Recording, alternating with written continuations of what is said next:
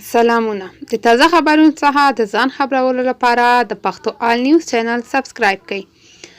حکمتیار پاکستان ته روان شو.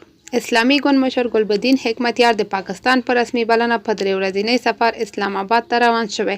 حکمتیار نن چې د پاکستان د سفر پر مهال هوایي ډګر خبريالانو ته خبرې کولې ویل چې د سولې له پیغام سره پاکستان ته سفر کوي او تمه لري چې سفر به یې اغېزناک او ښې پایلې به ولري.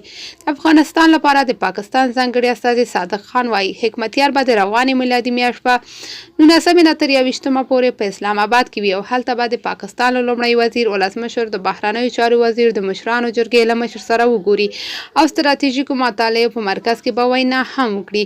آزاد خبریال طاهر خان لیکي چې اسلام آباد ته سفر پر مهال حکمتیار له پاکستان چارواکو سره په دوه اړخیزو اړیکو د سولې پروسې په اړه وغږیږي. ورته مهال دا راپورونه وایي چې حکمتیار له اسلام آباد وروسته به دوحې ته ځي او طالبانو سیاسي دفتر له غړو سره او چارواکو سره به ګوري.